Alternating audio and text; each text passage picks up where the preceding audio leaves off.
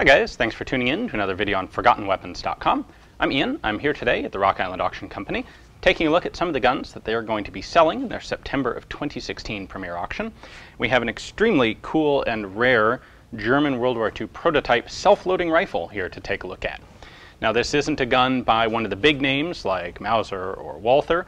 This is actually a long gun made by Gustloff Werk Company, or Werke Company. When the German Air Force was looking for a Fallschirmjägergewehr, a new rifle for its paratroops, one of the companies that applied was Gustloff.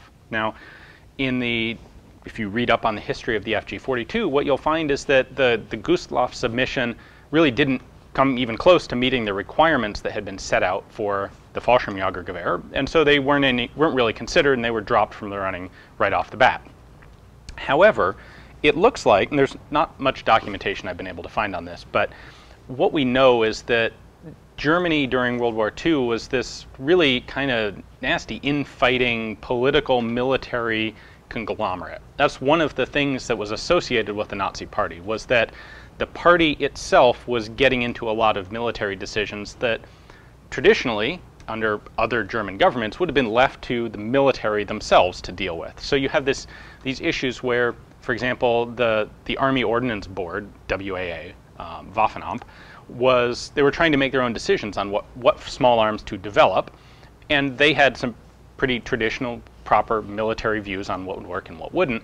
But at the same time, you have Hitler interjecting his own preferences and prejudices into small arms development and authorizing other things on his own, and sometimes you'd have the army funding one project, but then you'd have the Nazi Party itself funding a different competitive project. It really was a bureaucratic nightmare. And one of the results of that was this Gustloff Werke rifle. So this is a model 206, and in 1942, Gustloff came up with 3 different rifle models: the 206, the 208, and I presume, but can't actually confirm, the 207. And these were all 8mm Mauser self-loading rifles. I believe at least one of them was select fire. This particular one is semi-auto only. And they failed to meet the Air Force's criteria for a paratroop rifle, but it appears that they really did appeal to Hitler directly and got approval from him to continue developmental work. So the 206, which is the version here, was apparently the best of the bunch, and this was actually looking reasonably good in 1942, late 1942. But at the same time, the Army was also doing its own trials, and around this time, the Army actually came to the conclusion that they really wanted to adopt and work on the MKB-42, the Maschinen Karabiner 42, which is in the 8mm Kurz cartridge.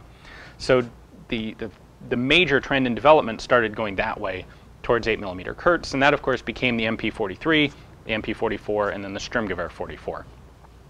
This track of development kind of withered and died. The Gewehr 43 was eventually chosen as the Army's 8mm self-loading rifle. The FG-42 was chosen as the Air Force's paratroop self-loading 8mm rifle, and this just kind of went puh and disappeared and ended.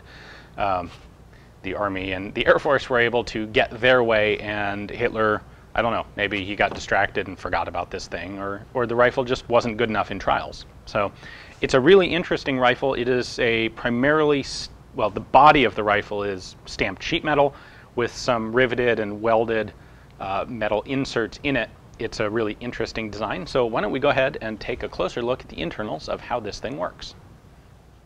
So let's start by taking a look at the markings here, which is quite easy because there's only one. It is this on top of the receiver. It is 206/13. Of course, 206 is the model number. 13 is the serial number of this particular example. We'll see 13s on many of the parts inside. Now I also want to take a quick look at the magazine. This is actually a cut-down MG13 magazine.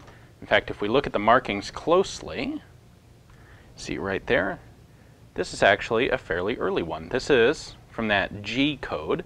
We can actually show that this is a 1935 manufacture magazine. So they got kind of an older magazine to cut down and use.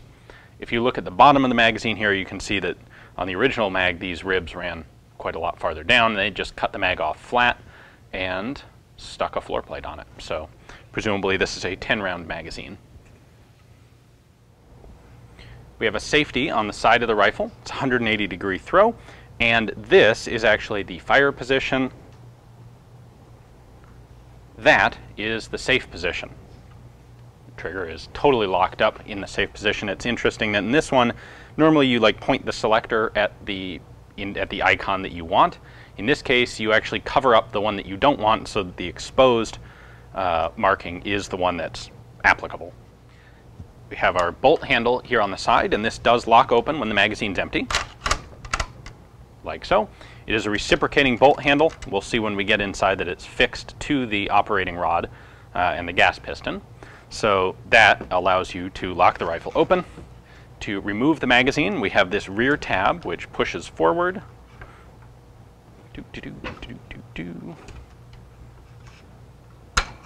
There we go.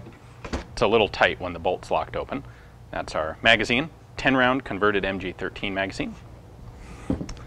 Then this is actually the bolt hold open. So if I hold the bolt back, pull that down, I can drop the bolt. If I want to lock the bolt open without a magazine or with a loaded magazine, open it, push this tab up, and it will hold the bolt in place. Again, when we take this apart, you'll see exactly how that works. Now, there's a little bit of a wood handguard here on the bottom. There's a little more of it on this side because on this side we have a cutout for this is the sleeve that the charging handle rides in. So our rear sight, pretty typical, runs out to 1,200 meters, which is what you'd expect for a semi-auto infantry rifle of this time period. The front sight is a very standard German triangular post, a barleycorn front sight with a nice sheet metal hood there. So I'm going to start with disassembly of the stock because I took this off just out of curiosity, and wow, it's really weird inside. So we'll start with that. This actually has 2 screws that go clean through it, and these are outside screws, these are inner screws, and they mate together to hold in place.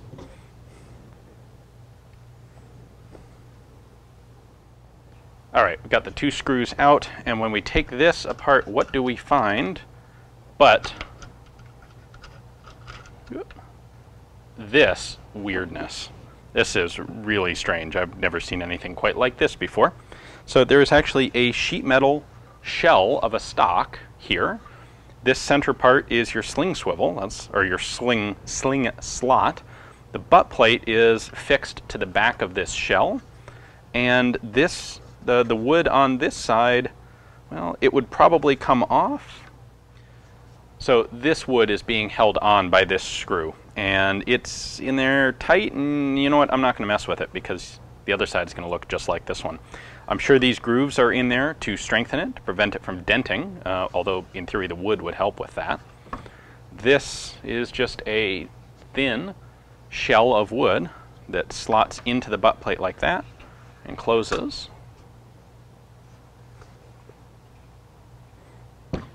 And then that attaches to the back end of the rifle. You can see here that this was a stamped sheet that was kind of hammered and then welded into place to match up with the back of the receiver. This was originally 2 pieces, this sheet, and you can see the welding seam there and the seam there, top and bottom, where they were pressed together. The Germans did like their stamped components, and this is a good example of it. You can actually see the welding seam right along the top of that as well, and little bits and pieces of it here on the bottom. Now, people are going to ask about this hole. I believe that hole is supposed to be for a disassembly button, which has been bent slightly out of shape. You'll see that in just a minute. The next step I'm going to take is actually to remove this wooden handguard, which this is just like a heat shield shell. All right, those 2 screws are nice and loose. And again, this is really quite a lot like the stock, actually. It's just a very thin piece of wood as a shell over this sheet metal handguard action cover thing. This actually, I would call this the op rod cover. Now, to disassemble the mechanical bits, we have these 2 levers. they are cross pins that connect the outer receiver to the trigger group. So I'm going to rotate each of them down 90 degrees. They are keyed. I can wiggle this one out like that. You can see the key on it right there. It's the front pin. And the back pin's a little easier. There's the back pin. And with those out, actually first I have to slide the handguard forward. It's in a pair of little rails there. So this slides out. It has these two locating holes which align with that front disassembly pin. So now this is out. Now we can take out the trigger group and it just lifts right out. There we go. Now I suspect, this is the part I'd mentioned, I suspect this tab is supposed to bend backwards a little bit more and actually fill that hole in the receiver. So I think what you're supposed to do is take out the two pins, and then you're supposed to have to push in here, probably with a cartridge, to bend this tab forward and allow this to come out. But clearly this isn't doing that at the moment. I think the heat treat on that wasn't right, or they didn't bother with it, and so it really does nothing at this point. Now we'll look at the trigger group in a minute, because that's complicated and weird and interesting. But first, let's look at the action. We have a little more we can disassemble, actually. We have our mainspring here. There we go. Got that nice long mainspring out, and it's got a guide rod in it. We'll leave the guide rod in just in case it matters which end that goes in. Now, we're almost done with disassembly. Now what I can do is actually pull the bolt out the back. There's our bolt assembly. Now the last bit of disassembly would be to pull the gas tube, and then we could pull the operating rod out. However, I'm not going to be able to do that. This is held in place by a little cam here, a little plunger. I can lift this plunger up, I can rotate it so that it's out of the way, and then the gas tube here is dovetailed on, and I should be able to push it back, at which point it would slide in this dovetail and it would move back and then come out. However, it's very stiff and I don't want to hammer on it with a punch. I suspect, since we have the gas port right in here, I suspect that has gotten a bit full of carbon and is seized up a bit. I'm sure with some soaking and a little judicious use of a brass punch you could get it disassembled, but I'm not going to be the one to do that. And I may be misunderstanding exactly how this latch works. However, while we're here, I do want to point out serial number 13 on both of these parts. We'll see that regularly through the gun. We have an upper barrel cover here, which is not going to come off because it's riveted in place. And then we have this operating rod. So up here, it's clearly a gas piston. You can see gas rings on the piston here when we open it up. And then we have these two arms, which run all the way back in the receiver, and they drag the bolt back and forth. And those arms are connected to the bolt handle here. So the really relevant mechanical bit for locking is this block right here, which lifts up and down. It's traveling in this track. And what happens is, so you're looking into the bottom of the gun right now. When the bolt handle comes all the way forward, this block is pulled downward, which is towards you on the screen. When it does that, it has a pair of locking lugs right in here that engage with the bolt. Then when the handle, the gas piston, starts to go back, you can see that the first thing it does is push this block upward or away from the camera. That's going to push these locking lugs right here upward, out of engagement with the bolt, and then the bolt can be pulled backwards. If we look at the bolt itself, we've got these two recesses right here, which correspond to these two lugs in that block. So when this block comes up, these lugs match with those, bolt is fixed in place and can't move, can fire, and then it's the gas piston that causes this to unlock like that and then cycle. Now let's take a quick look at our the bolt assembly itself. This is a sheet metal cover, which there are going to be a few things underneath it, but I think they're mostly manufacturing features. And for example, the pin holding this in. This in theory slides off the back, but again, it's very tight. It moves just a little bit, and I'm not going to force it. So that's going to stay in place for this video. Now we have a couple features on here that are worth taking a look at. First off, we can see the firing pin through there. We can see at the front that it's got a spring, so it is a spring-loaded firing pin. We've got these two little tails or feet on the bolt. What these do is actually control the back end of the bolt. So the front's being controlled by the locking block. They wanted to make sure that the back end couldn't wiggle around, and so these mate up with a pair of welded pieces inside the receiver. We'll touch on that in a minute.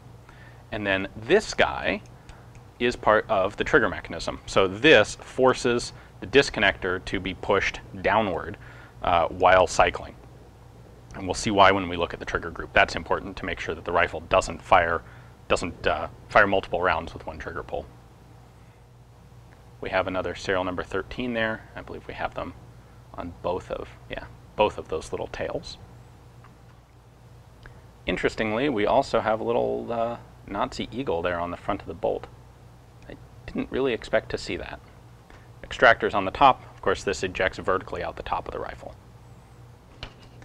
Now, I mentioned these two little tails. Those are going to move into this surface and one that's here on the opposite side of the receiver. So the op rod here, when it goes fully forward, that foot right there pushes this upward, which locks the bolt in place. In fact, we can see that if I put the bolt in. All right, so you can see the relevant moving pieces here. We've got our little tail right there sitting in this hook, this empty space in the operating rod. This is going to go all the way forward. The bolt goes into this locking block, and then with the last bit of travel, the locking block rises, or drops actually, goes towards the camera. That locks the bolt, and now you can see that this tail has pushed this little foot into its space. So it comes up there, it's forward, pushed down. Now it's locked in place, which prevents the back end of the bolt from moving at all while you're firing. And you can see also that there's a cam on the top of the receiver that pushes this upwards, or forwards, I suppose, when the bolt's fully in battery. Keep that in mind. You'll see it in a minute. Now, something else I want to point out here. You can see that this is a sheet metal receiver, obviously, but there's a piece here and a piece here, for example, that are welded into place. We have another piece like that right here, a solid milled piece. That one is crimped into the receiver right here. So what you're looking at is a sheet metal outer receiver, but then it has to have reinforced pieces inside for things to actually work against. So we've got the rivets here and here, which are the main connection to these two blocks. Those two blocks are necessary to give the bolt something something precise to travel on. If you just had a sheet metal receiver, it's hard to have really precisely finished surfaces in it because you're making this with a big stamping die. Much better to stamp this out and have it reasonably precise, and then have all of your finish operations done to actual milled surfaces inside. That gives you more material to work with and a more precise surface. All right, now the trigger group. This thing is weird. So let's actually start with the bolt hold open. Now you can see how that works. It just pushes this piece up, which blocks the front of the bolt. Actually quite simple. So the way this thing works is, this is the hammer, of course, and then this long piece here, this one, is the sear. And when I pull the trigger, that sear, let's go this way. When I pull the trigger, the sear, this back end goes up, which means the front end, right down in there, goes down. This surface right here is what's actually hooking under this surface. So that's what's holding the hammer back when it's cocked. So in order for it to fire, the front end has to go down, which means the rear end has to go up. So when I'm pulling the trigger, I'm rotating this part right here. That part pushes up on this little part. This little part actually impinges on the main sear and pushes it up.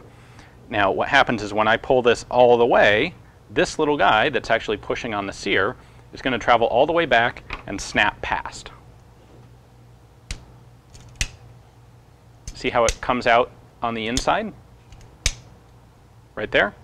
Once it's done that, it can no longer push on the, it no longer pushes on this sear. So I have to release the trigger to reset it before I can fire again. At this point, the hammer would come back when it cycles, cock, and stay there. I have to release the trigger.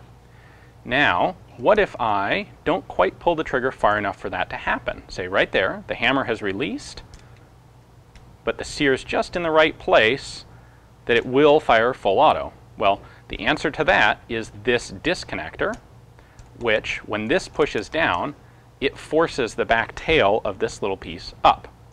Remember the hook on the front of the bolt? This guy? That guy's job is to push this down to guarantee that the action disconnects and it only fires one round.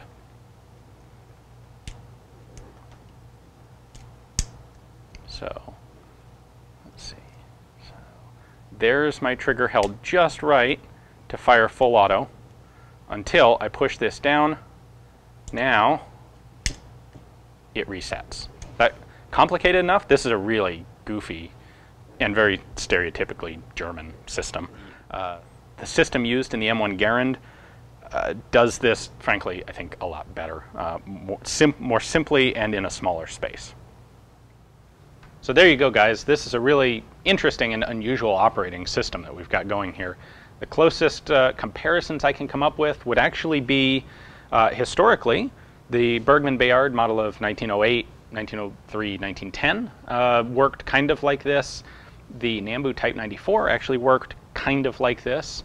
And more recently, the Arsenal Strike 1 pistols actually work quite similarly to this. It's pretty cool. They say that it's a brand new idea, but you know what? There's pretty much nothing's a brand new idea. There's always someone who's done it first, like Gustloff in this case. No. What's really cool about this one is, of course, it is not locked away in a museum. It is coming up for sale. So if you'd like to own this thing yourself, take a look at the description text below. You'll find a link there to Rock Island's catalog page on it. You can look at their photos, look at their description. And well, I doubt anyone would want to just drop a bid online for this. You could do that, or you can come down here to the auction house in September, check out the rifle yourself, and then participate live in the auction. Thanks for watching.